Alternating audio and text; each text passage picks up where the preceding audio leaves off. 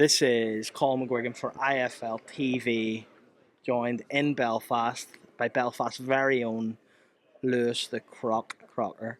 Lewis, biggest fight of your career. You're always calm. You don't really give much away, to be fair, but I can just see a little something in your eye today. Does this mean more to you because it's an all-Irish affair? It means more because the IBF eliminator.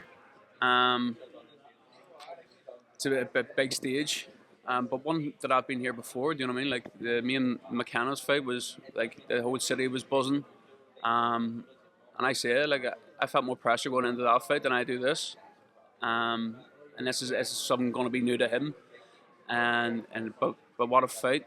And I'm feeling great, so I am feeling very good. 1st of March going to be an exceptional night. Obviously, with you being from Belfast, him being from Limerick, did you just meet at all as amateurs? Did you ever spar with him? Have you been around Paddy Donovan?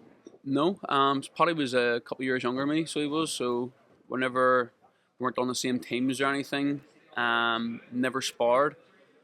And I think when I was out for like a bit with injuries and stuff, like a couple of years back, that's when Paddy was like shooting off. So my name wasn't really talked about then. But with the opportunities that Mushrooms give me now, it was the fight to make. And everything's fell into place. Like as I said, like the stakes are really high. It's a world title opportunity after this, so both of us will be confident going into it.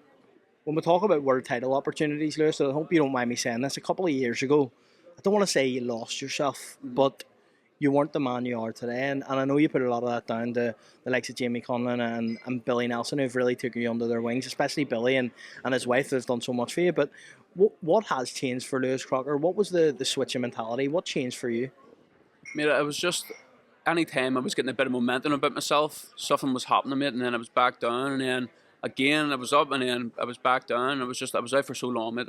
I was doing nothing, so I was, and then Billy and Jamie got me back on track.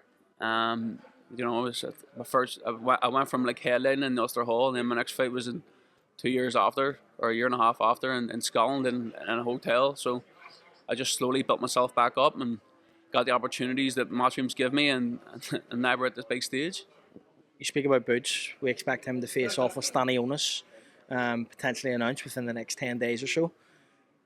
What does BOUT Ennis mean to you in terms of a fight? Lewis Crocker, BOUT Ennis for a world title. What does that mean to Lewis Crocker? It's crazy, so it is, because I always, like, from years back, I remember watching BOUT and always thought he was an exceptional fighter. And I think he'd be a multi-weight world champion as well. So like to hear that's like that fight's in touching distance. Yeah, it's crazy, mate. But I would love to be in the ring and share the ring with him. What do you make of Paddy's comments in the build up to this fight? What do you make of Paddy, you know, trying to make this a Belfast Limerick affair? But not only Belfast Limerick, you know, there's been a lot of talk of Celtic Rangers and this kind of maybe religion narrative that it's went down. What do you make of that? Mate, that's so stupid from like his point of view, because I never seen a fight like that. Because someone said to me like about it, and it's like I think he thinks it's like north v south, and that's not the way I see it whatsoever. This is Belfast v Limerick. Like I represent all sides of the city. Do you know what I mean? Like I represented Ireland, and I was proud to represent Ireland as an amateur. Do you know what I mean? Boxing Holy Trinity in West Belfast. I went to an integrated school.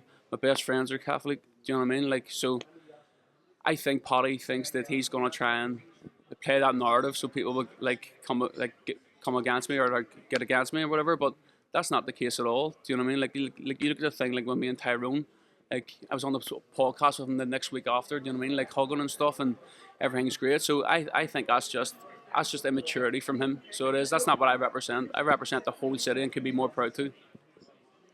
I see that kind of, you know, riles you up a little bit. Do you believe that he's going to try and get under your skin today, or even in the build up to this fight? Is that what maybe his best plan of action is, to try and get Lewis Crocker unsettled? I concur with it. You know what I mean? He's going to have a hard time doing that. Well, honestly, mate, I concur. Haven't really thought about it. All I think about is punching him in the face on the 1st of March. Well, Lewis, I'm sure we'll catch up again before, but just before I let you go, we've heard Benn Eubank's announced today. How does that go in your opinion? CONOR, Benn or Chris Eubank? Eubank. You've always said you wanted that CONOR Benn fight. Is that something you'd still look for? Aye, of course. You know, I think Conor's a great fighter. And I think it's a big fight in the UK as well. So If the opportunity came, obviously we'd take it. I just think, what's the weight at? 160. Yeah, with a £10 rehydration clause. I just think the weight's going to be a bit too much. So I do. But a great fight. Lewis Crocker, appreciate your time, mate. Thank you, mate. Cheers. Thanks, Lewis.